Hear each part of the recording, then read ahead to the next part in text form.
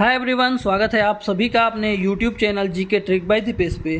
दोस्तों, ये वीडियो जो है आपके यूपी SSC पेट एग्ज़ाम के लिए रामबाण साबित होने वाला है, क्योंकि हम जो है 1000 प्रश्नों की सीरीज कर रहे हैं जो कि मोस्ट एक्सपेक्टेड है हिस्ट्री का। यहाँ से आपके 5 प्रश्न आने तय हैं और इस वीडियो को अगर आप पूरा देखते हैं तो आपके लगभग 4 प्रश्न बन जाएंगे। ये हमारा सेट नंबर 2 है।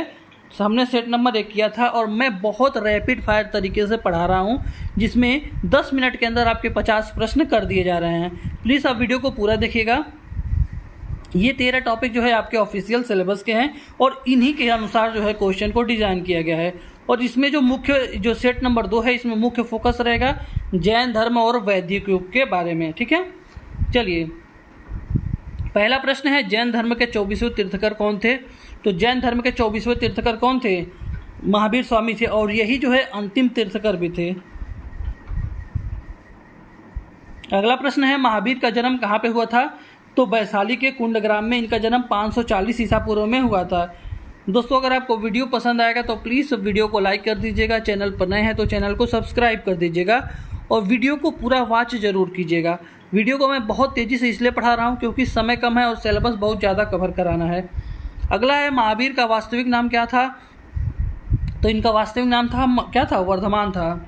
अगला प्रश्न है हमारा, महावीर के पिता का क्या नाम था? तो दोस्तों, महावीर स्वामी के पिता का नाम क्या था? सिद्धार्थ। और माता का नाम क्या था? त्रिशला था। अगला है, महावीर स्वामी ने कितने वर्षों तक कठोर तपस्या किया था? तो इन 12 वर्षों तक इन्होंने जो है कठोर तपस्या किया और इनको कैवल्य यानी कि ज्ञान की प्राप्ति हो गई। हमारा अगला प्रश्न है, महावीर ने कैवल्य यानी ज्ञान जो है वो कहाँ पे प्राप्त किया था? तो ये ऋजुपालिका नदी के तट पर जो है इनको कैवल्य या ज्ञान की प्राप्ति हुई थी।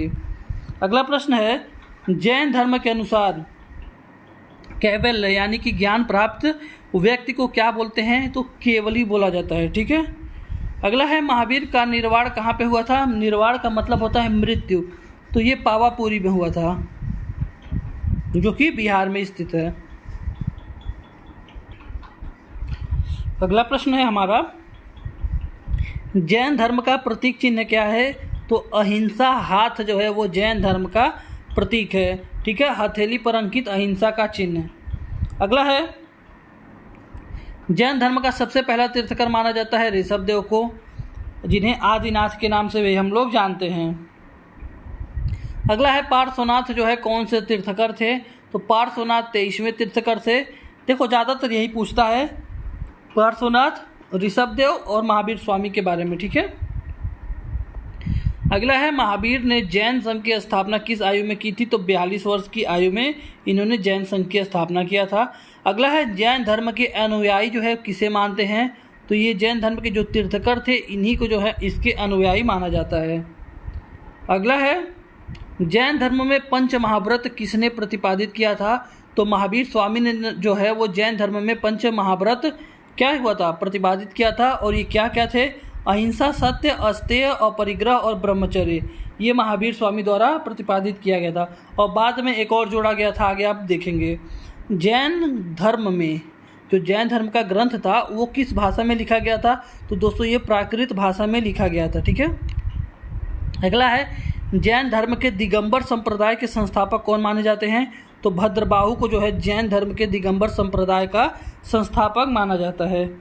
अगला है, श्वेतांबर संप्रदाय का उद्गम कहाँ पे हुआ था? पाटलिपुत्र में हुआ था। जैन धर्म 2 भागों में बटा है, एक दिगंबर है और एक श्वेतांबर है।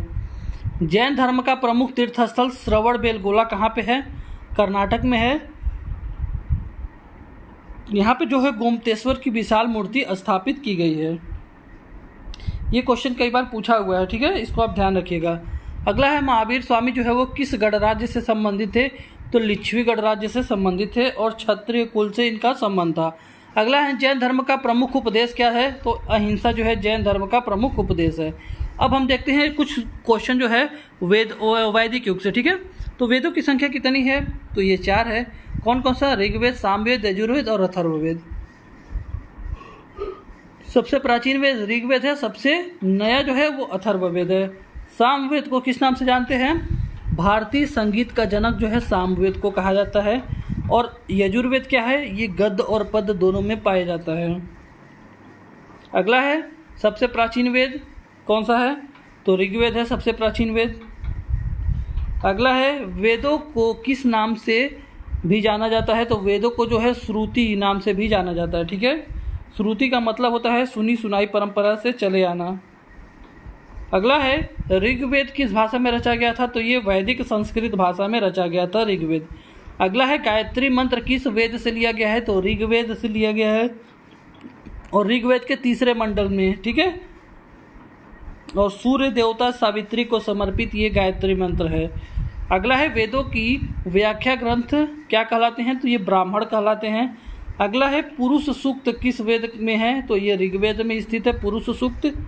ठीक है, अगला है उपनिषदों की संख्या परंपरागत रूप से कितनी मानी जाती है, तो परंपरागत रूप से 108 उपनिषद हैं। ठीक है, वेदांगों की संख्या कितनी है, तो वेदांगों की संख्या 6 है। कौन कौन से, शिक्षा, कल्प, व्याकरण, निरुक्त, छंद और ज्योतिष, ये 6 वेदांग है। ठीक है, अगला है सामवेद का संबंध किससे है, तो मैंने पहले ही बताया है कि इसका संबंध जो है संगीत से है। कभी कभी क्वेश्चन आ जाता है भारतीय संगीत का जनक, तो सामवेद को माना जाता है। अथर्ववेद का प्रमुख विषय क्या है, चिकित्सा है, लेकिन इसमें क्या क्या चीज़ें हैं, अथर्ववेद में जादू, टोना, तंत्र, मंत्र, औषधि, वशीकरण, हर चीज़ के बारे में दिया गया है और सबसे आधुनिक वेद भी है ये। अगला है वैदिक काल के यज्ञों में सबसे प्रमुख यज्ञ कौन सा था, तो ये अश्वमेघ यज्ञ था। ठीक है, ये जो है सबसे बड़ा और सबसे प्रसिद्ध यज्ञ था। अगला है वैदिक समाज की प्रमुख इकाई थी ग्राम। वैदिक समाज की प्रमुख इकाई जो थी वो ग्राम थी। अगला है वैदिक काल में सभा और समिति जो है वो किसके अंग होते थे, तो ये जो है प्रशासन के अंग थे, सभा और समिति। ठीक है, अगला है वैदिक काल में गो शब्द का अर्थ क्या था, तो गो का अर्थ था गाय। अगला प्रश्न है ऋग्वैदिक देवताओं में प्रमुख स्थान किसे प्राप्त था, तो ऋग्वैदिक जो भी देवता थे इंद्र को प्राप्त था। अगला है अग्नि को किस नाम से भी पुकारा जाता है, तो देवताओं के मुख से भी पुकारा जाता है। ठीक है, अगला था सोम जो है किसे कहा गया है, तो पौधा व पेय इसको जो है सोम कहा गया था। जैसे पौधे से बना जो पेय था उसको सोम रस कहा जाता था। आज के लोग शराब बोलते हैं, वो सोम रस था। अगला है वैदिक काल में किस धातु का सर्वाधिक प्रयोग होता था, तो तांबे का प्रयोग सबसे ज़्यादा वैदिक काल में होता था। अगला है उपनिषदों में किस तत्व पर बल दिया गया है, तो आत्मा और परमात्मा पर सबसे ज़्यादा बल दिया गया है। अगला है वैदिक समाज में वर्ण व्यवस्था का आधार क्या था, तो दोस्तों जो वैदिक समाज था उसमें वर्ण व्यवस्था का आधार जो था वो क्रम था। ठीक है, ये प्रारंभिक वैदिक काल में क्रम के आधार पर वर्ण व्यवस्था थी। अगर आप जो भी काम करते हैं उसी हिसाब से आपकी जाति चुनी जाएगी। अगला है ऋग्वेद में नदियों का वर्णन किस नाम से किया गया है, तो सप्त सिंधु। ठीक है, सप्त सिंधु को जो है नदी की नहीं, जो सप्त सिंधु है इसको नदियों का नदी बोला गया है।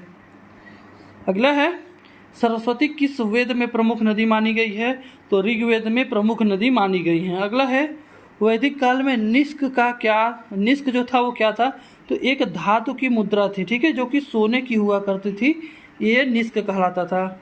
अगला है आश्रम व्यवस्था किस ग्रंथ में मिलती है, तो ये मिलती है आपकी उपनिषद में। अगला है वैदिक काल में शिक्षा का माध्यम क्या था, तो वैदिक काल में जो शिक्षा का माध्यम था वो था संस्कृत भाषा।